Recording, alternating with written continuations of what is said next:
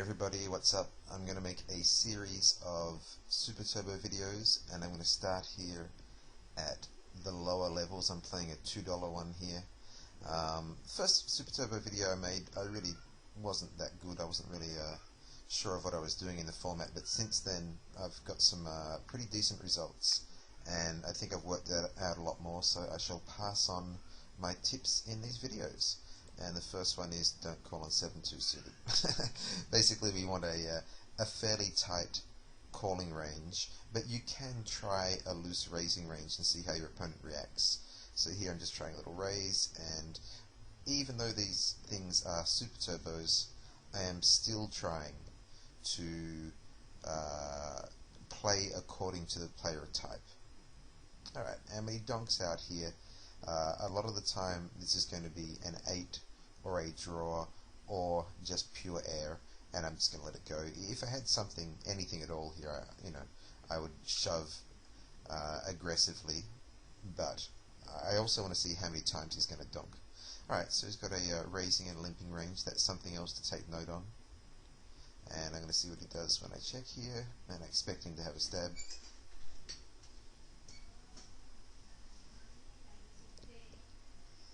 And he doesn't, which is interesting. Okay. And now I've got a little bit of chance to hit a gut shot or whatever, or perhaps a little bit of showdown value. I'm not going to step out of line here. And let's see what he had there. And, oops, that's the wrong button. What I want is last hand. And 10-8. As far as I'm concerned, if I was him, if I had limped, I would have stabbed, which I think you'll know if you've been watching any of my videos. Alright, he looks reasonably tight, this guy. So what I would do now is give him the purple tag, which is not bad in my book, it just means fairly tight, and there he is folding pre-flop. So I'm going to be a lot more careful about getting it in deep against this guy, this particular guy. For example, ace-5 against a very aggressive guy, I would be happy to get it in this deep. Against someone this tight, I would not be getting it in. So you've really got to alter your range here. And this is an interesting spot. I think I've got to get it. I've got to shove here. A lot of his range could be draws, and there's no guarantee he's going to turn up with the nuts. Yeah, he's just got to draw here. And we run good.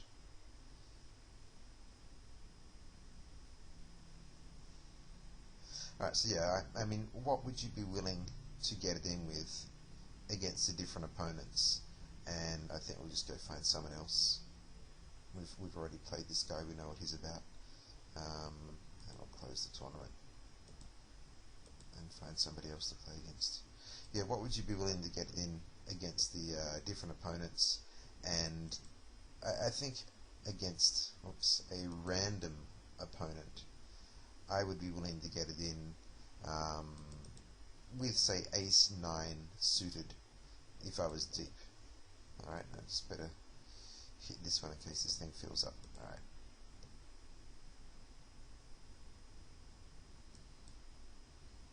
Yeah, so ace-9 would be sort of the worst hand I would get it in for full stacks with, which means, you know, ace-8, ace-7, I am going to let go if he wants to play for stacks early on in the match.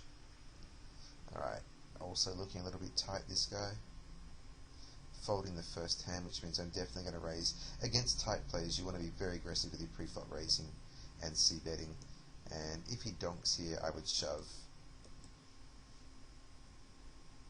Alright, nice. The reason I would shove is I don't expect him to have an ace in his range very much, and I think I can fold out a sort of bluffy little donk. Alright, so basically, against tight guys, just raise and c-bet until they give you a reason not to. And you'd be surprised how many players do appear to be quite tight in this format. Alright, little min 3-bet. Not even going to think about calling that regardless of pot odds with 7-3. And very nice. He's folding all his buttons, so I'll certainly be a little bit wary when he does in fact raise. And just like all other forms of poker, this is about frequencies. And if the guy is not doing things very often like raising, you've got to give him a lot of respect when he does raise.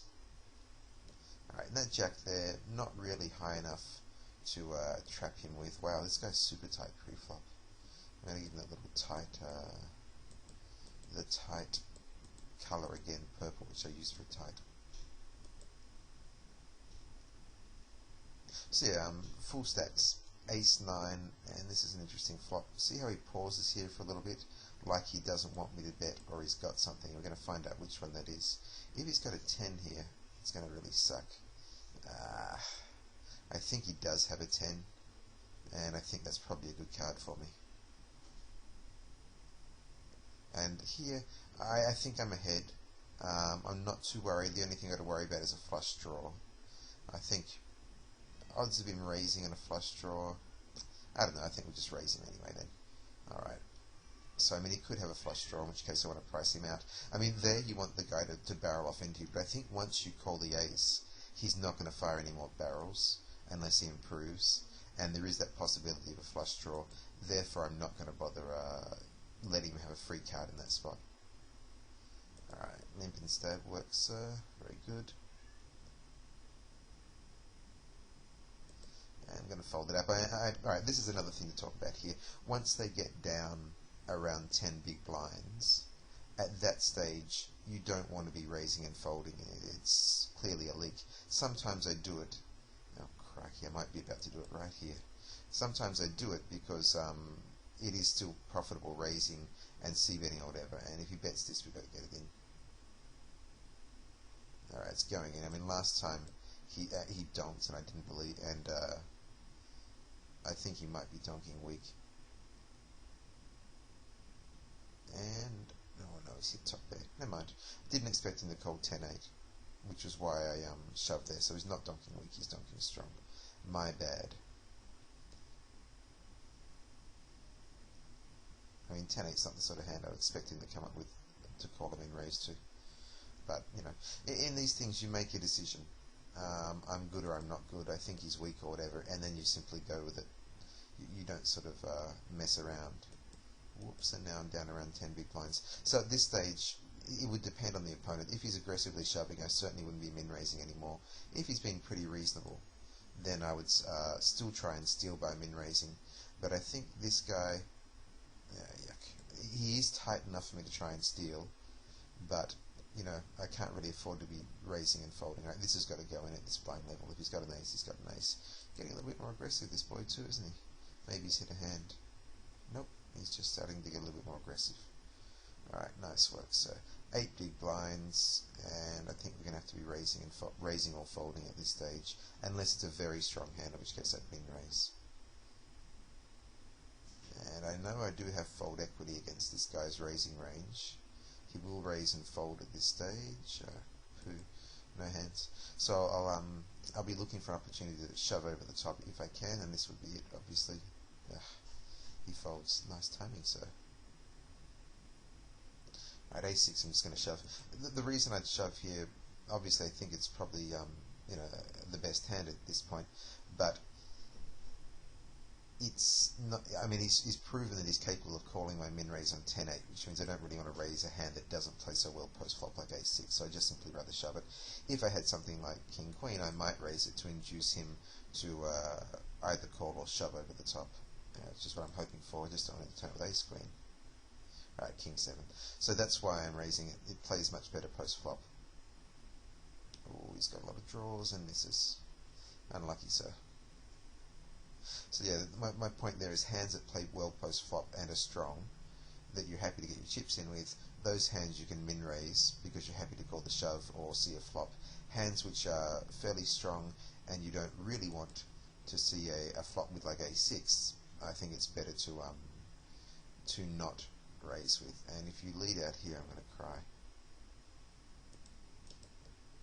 Good boy. This should be a fold from him. Good man. And Queen Jack's one of those hands which I'm not really that happy to call my whole stack off with it, but I think it plays well enough post flop that I'd rather raise it than shove it, if that makes sense. So there's a couple of issues here. One is raising hands that play well post flop and you're happy to call a shove on, and the other would be simply shoving. So you're giving them the illusion of fold equity when you raise the hands which play well post flop, which you have no intention of ever folding. I'll see what he does to a limp at this stage. And he checks it. Alright, so we might try a little bit of limping. Don't lead, please. Good boy. Yeah, nice. Limp and stab is also a great strategy. That's another thing I do when these blinds get high against opponents. opponents were not too aggressive, just limping in, stabbing, and taking the pots that way, not taking any risk. And I think I'll limp stab this one if he lets me. And it looks like he will. We've hit a monster, 2 pair, and I just check this down. Pretty dry board. Give me a chance to catch up. Interesting card. I can't imagine what the hell he's got. Like maybe a queen.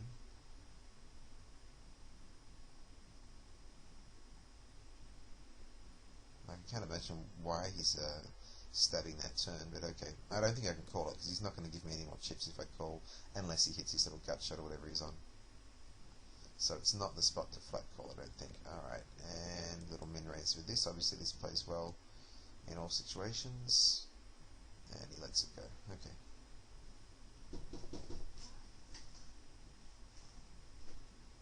Alright, and he's down around 6 big blinds at this stage, so I would only be raising super strong hands such as Queen Queen.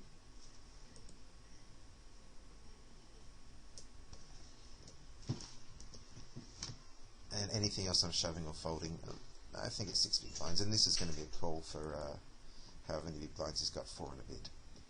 Pretty standard situation. His ace-x against my Queen Jack, and looks like I'm not going to hit, so the game goes on.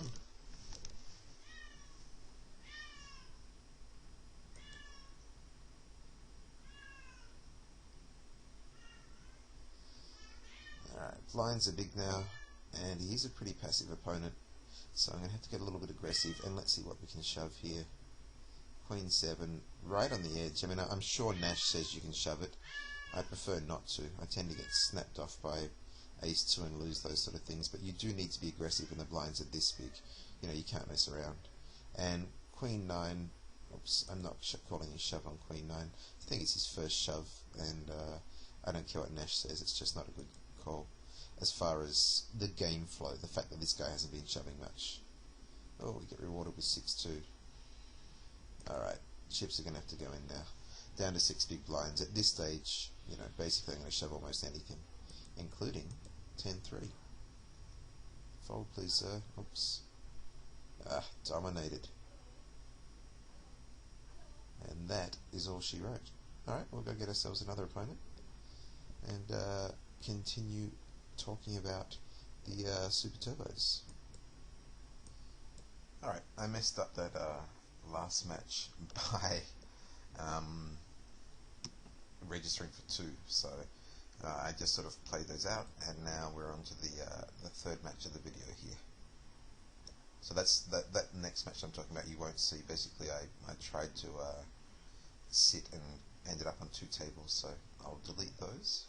And we should get on with it. So yeah, raising the pocket pair. If he 3-bets, I think I would shove. If he shoves, I mean, calling with 2-2 is pretty close. I think Mercenary always calls there, and I probably do as well. Not sure if it's EV plus or not. It's close. Alright, noticing here that the guy's 3x'd, and if someone's going to 3x you, then you also want to see are they going to 2x you, in which case that means they would have a variable raise size. I'm just going to shift that table across to just a fraction. There we go. Yeah, which means they might have a variable raise size, which is something you can take advantage of. Right, he thought a long time before calling. I suspect that that means he doesn't have a particularly strong hand, or he has a monster. And I'm just going to shove here. We'll find out which one. Yeah, okay. When people donk into you, you've got to look at the board texture. And ace-x there I don't think is going to be in his range very often, and therefore I can shove over the top and get a fold. And I do that not just at the $2 level, but the $200 level as well. So, you know, if it's the right play, it's the right play regardless of level. Alrighty. So continue min raising because the guy has not been attacking them until now. Nice timing, sir.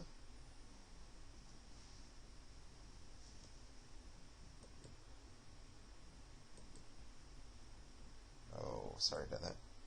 A whole bunch of junk coming up on the screen. So it looks like his raise size is 3x. And when you've got someone who's raising 3x, what you want to do is shove over the top of it, basically. You need something decent to do it with, I suspect. But it is too large a raise size, and you do need to punish that by being aggressive against it, but you're going to need something. So I'd probably shove, depending on how frequently he's doing it. So he's doing a little bit too much for my tastes. I think any ace or a decent king I just shove over the top. And might limp this. Last time he taps my min raise, so I'll see what he does to a limp.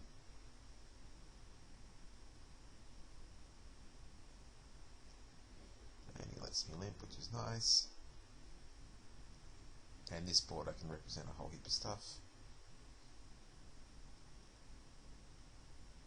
which I will do by betting and hopefully take it down. Alright, so if he flat calls me, possibilities, I mean I wouldn't expect him to have a queen here, and possibilities would be either a jack or a 4 or a draw, so I'm ahead of like sort of 2/3 of that range. The draws, and the jacks. Wonder what he's got here. Interesting spot. Alright, I guess I have to let it go, but it is an interesting spot. Okay. I'm not convinced I was losing in that hand, by the way, but we shall let it go. Don't want to get completely owned by a $2 Super Turbo player in my first series Super Turbo video.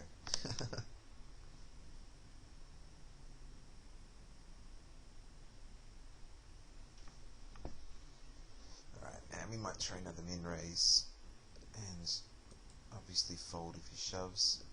He's only shoved over 1.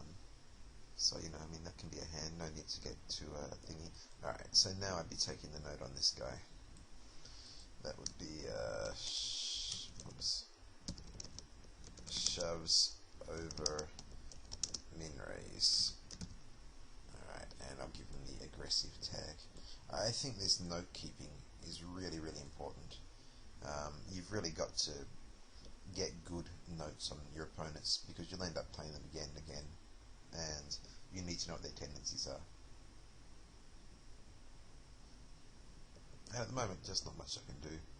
He's having a lovely old time being aggressive, and I'm having a lovely old time just picking up junk, and against an aggressive opponent you just can't play junk very profitably very easily.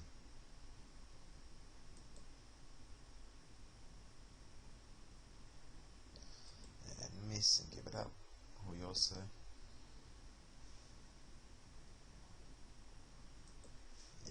this is a guy against whom we simply need to catch a hand. And this is good enough to min raise and get it in.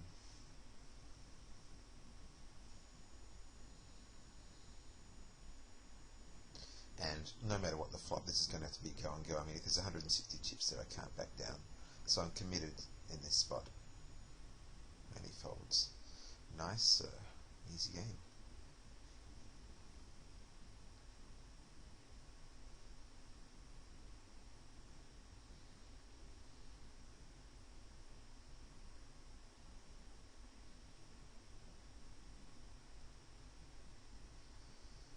He's timing down. Come on, buddy. Before he raises. Yes, very nice. It didn't matter if he raised quickly or slowly. I'm not doing anything with 6-9, so. And 5, 6 big blinds. I'm going to shove this. My first shove. It should get some respect. And he has an insta-caller, which is a good sign.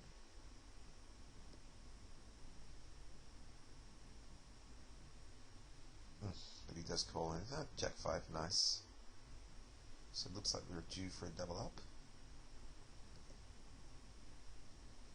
And a loose call by him. I wouldn't be calling Jack 5 for 6 big blinds. So there you go. That's an error by the opponent. It lets me back into the match. And now we just need a decent hand and it'll be all good.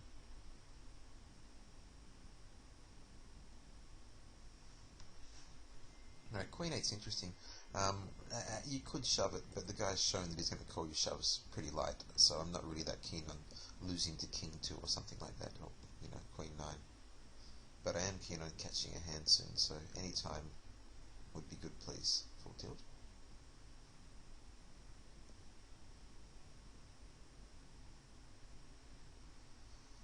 This guy is not fast. Don't need $2, buddy, come on.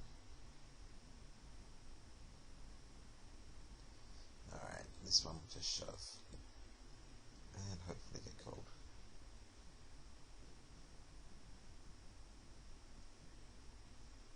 Alright, cool. So it looks like we've got a little bit of fold equity at this depth, and I might start shoving a little wider. Maybe you only called me because I was so short. I have to shove anyway because obviously I'm not getting any hands to call his shoves with, and if I don't shove I'm going to be out of the match anyway, so you don't want to get too passive. King 9 is just an easy shove, and what would be good is if you turned up with say 9-2. No, jacks is not good, and that's a lovely flop. Sorry. Oh, just quads. Not much you can do about that, mate. I had to shove and you had to call, and King Jack's a snap call for him for just less than 6 big blinds. I expect him to shove.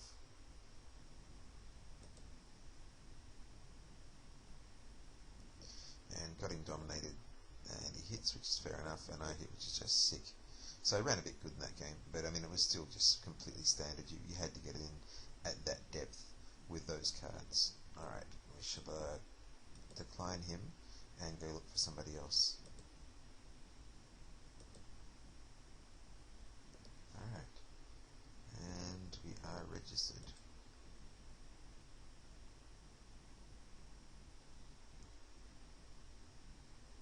Alright, let's do it.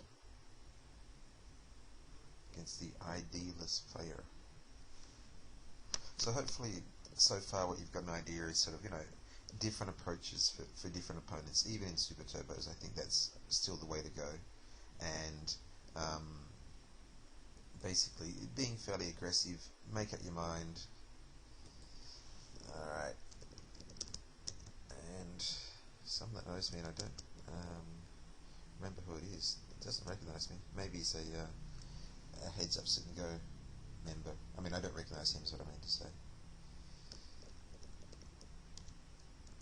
Alright, so I suspect he is.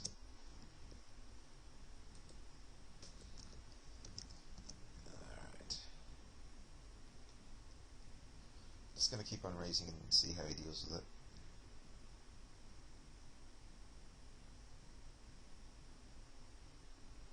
And he looks pretty tight to me. But also he's raised a little bit, hasn't he? Yeah, so maybe tight aggressive. I think I might 3-bet him here. Not because I'm particularly proud of ace-3, but tight aggressive guys in general, I try to 3-bet fairly aggressively, even in these things.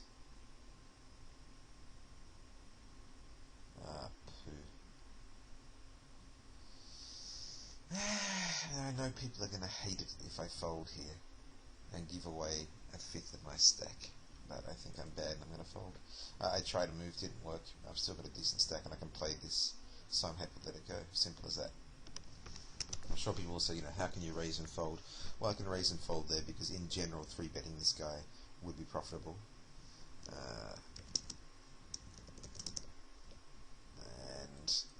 And the fact that it didn't work out that time doesn't really worry me.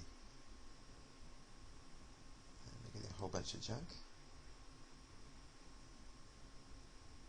Fold, please. Alright, looks like we're going to have to we're going to have to c-bet here.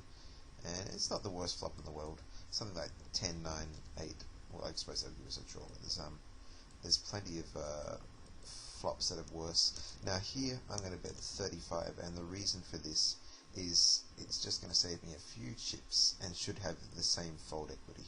So when you're getting a little bit lower, what I like to do is make slightly smaller c-bets, and you're saving chips. You do it when you have it and when you don't have it. It saves you chips in the long run, which is obviously a very good thing. Alright, and I guess I really did just mess up the timing there. He's not really raising that much pre-flop, so my 3-bet wasn't sort of particularly good.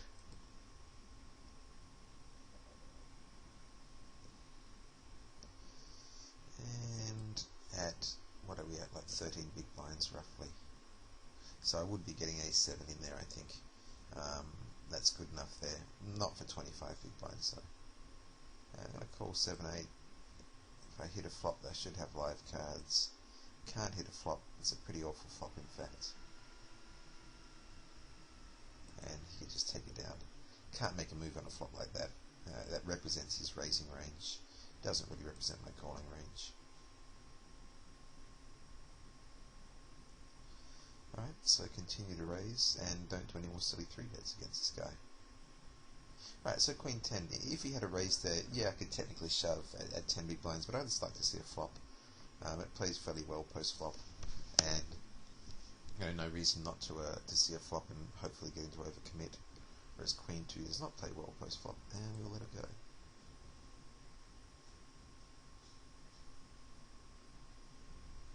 And obviously getting ace-jack in if he wants to 3-bet or shove or anything like that.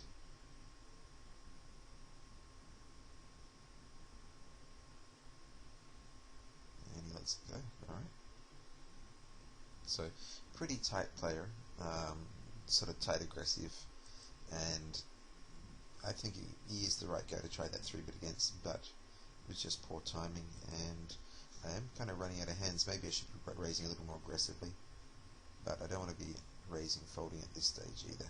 Jack 7, not going to shove over his raise if he does raise, and likely he doesn't. Now here's another thing, if the guy's not putting you under too much pressure, and by too much pressure I mean he's not raising you too much pre-flop, then you can afford to be a little conservative and not worry because you've got more time. Nice timing. Alright, so raising and folding, which sucks, I know, but he's been so tight. I thought it might be okay. I might get away with it, but no. Alright, and this is obviously going in, and hopefully he won't turn up with a monster.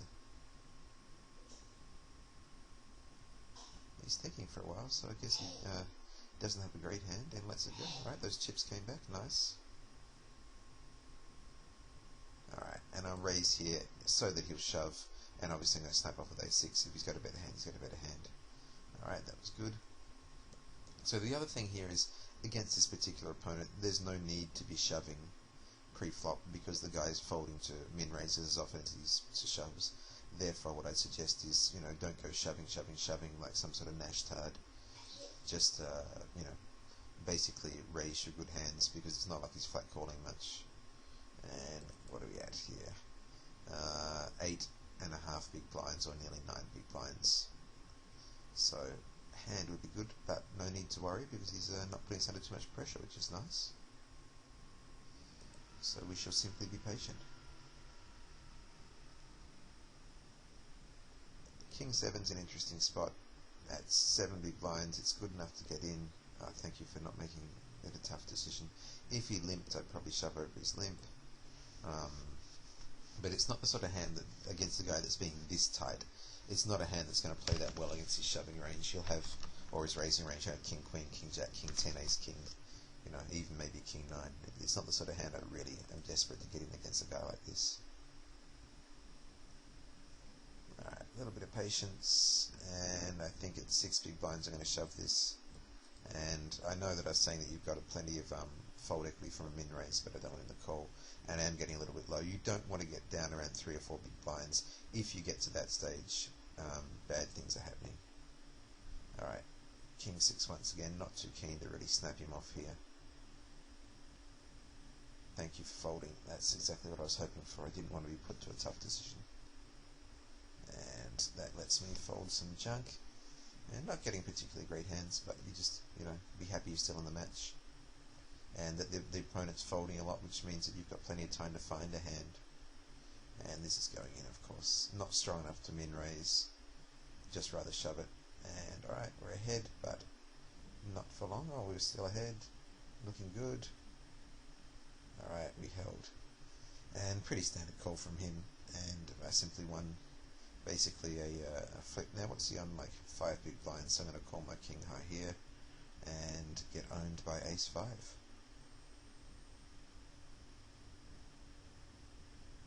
Pretty standard. I mean, round 4 or 5 big blinds, any king, any decent queen for sure. And this one I want to encourage him to shove. I'm happy to get this in. It's the best hand I've seen in a month. So make that little min raise, give him the illusion of fold equity, but I'm never folding this. If he's got me beat, he's got me beat. There's no way I can fold. And yep, looks like pretty close to a flip, which he's probably, looks like he's going to lose. Sorry about that. And yeah, pretty standard play all around, but important idea there of you know, you don't have to be shoving super deep against this particular guy. And I'm not going to rematch. You want to go find someone else for another part of the video. Alright.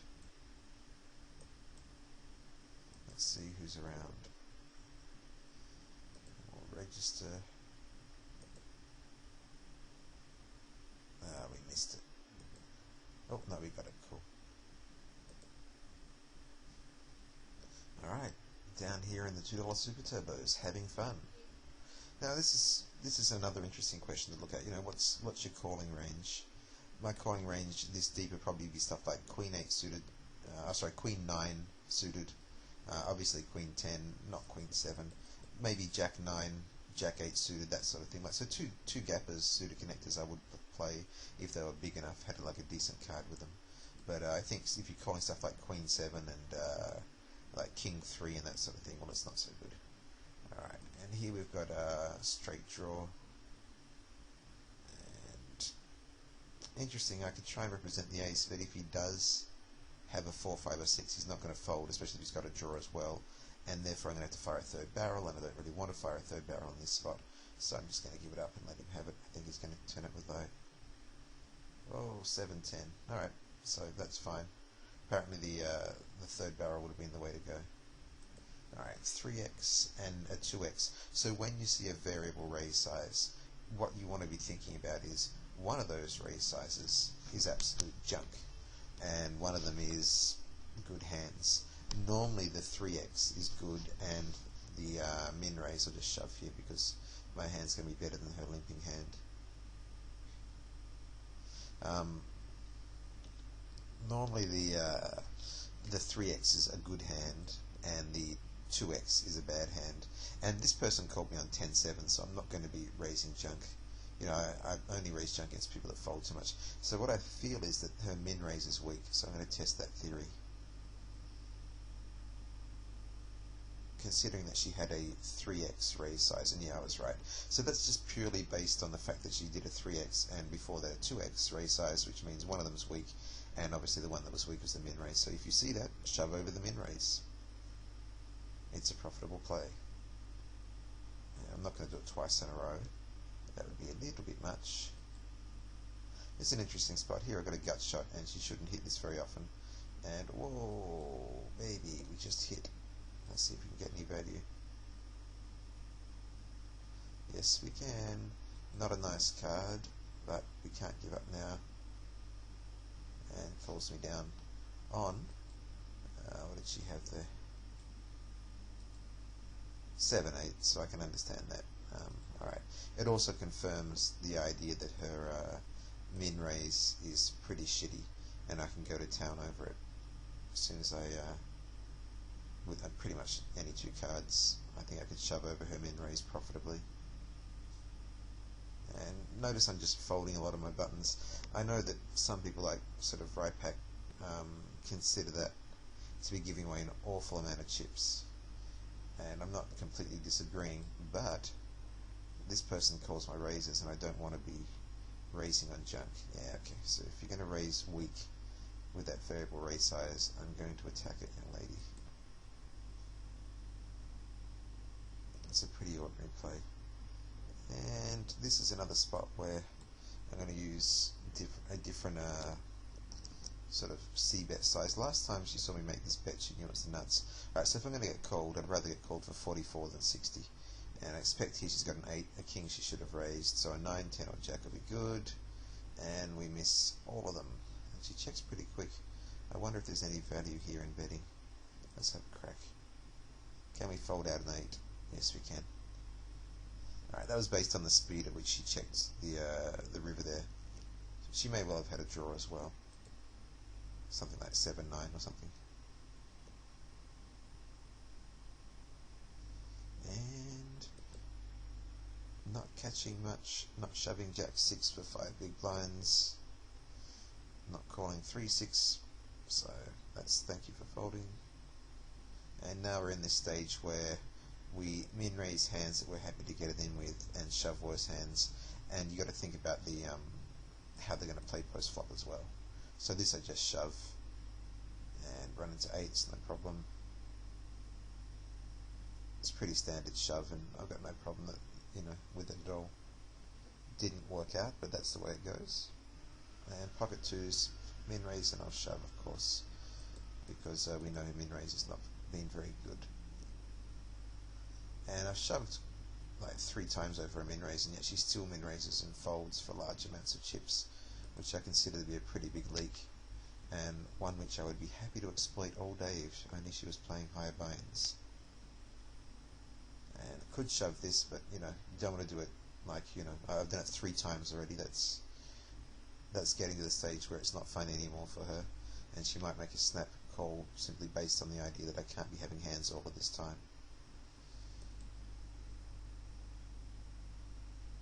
And we've got a double gut shot. Thank you. Can we hit, please? We did.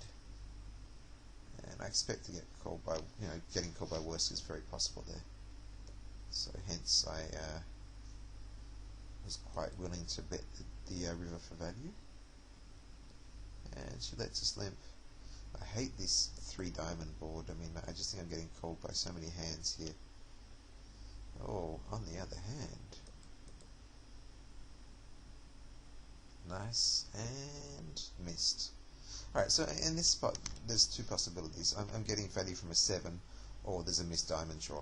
If it's a missed diamond draw, I don't think I'm getting much, and if it's a 7, I'm not getting much. So 80 is about right. And yeah, it must be a missed diamond draw.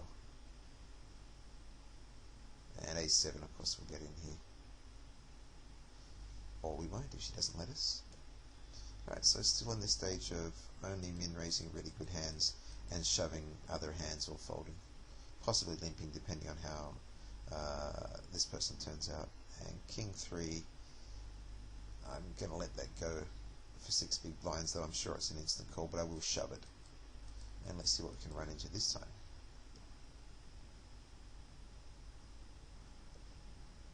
King 5, well, that should be a split most of the time.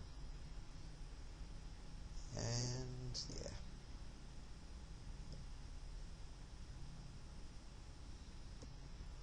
And obviously we get this in, but she folds. Alright, so simply waiting for a hand to finish her off. This could be it.